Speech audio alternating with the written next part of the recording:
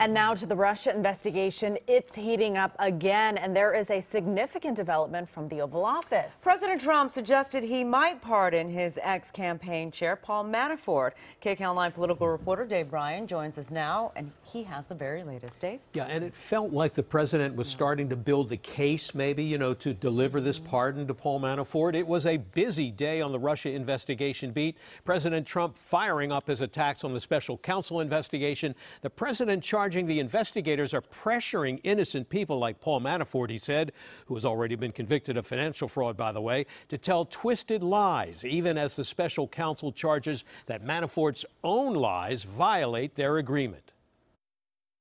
Tonight, President Trump saying in a stunning new interview his former campaign chairman Paul Manafort could receive a presidential pardon. The president late today telling the New York Post that a pardon for Manafort is, quote, not off the table, saying, quote, it was never discussed, but I wouldn't take it off the table. Why would I take it off the table?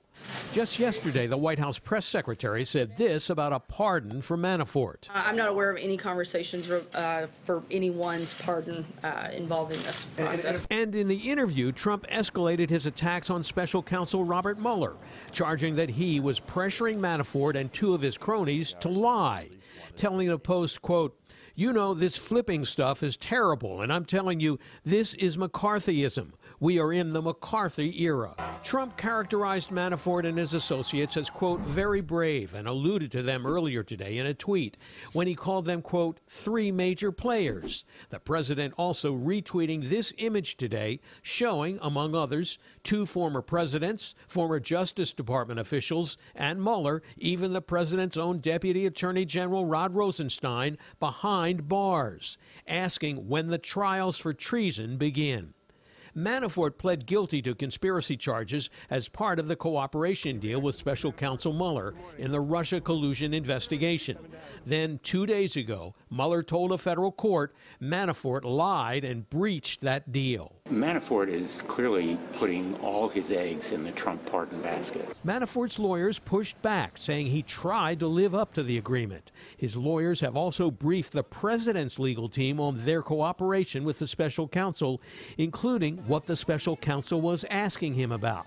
A pretty clear sign that Manafort is angling for a pardon. That they would resort to this extraordinary tactic simply shows their apprehension, in fact, their fear. Now, the Wall Street Journal reports that Mueller's attempt to end the cooperation deal is the result of a combative relationship that has developed between Manafort and investigators for the special counsel, who believe Manafort did not fulfill his pledge to fully cooperate. And the Journal also reports that Manafort lied about his personal business dealings and about his contacts with a former associate in Ukraine.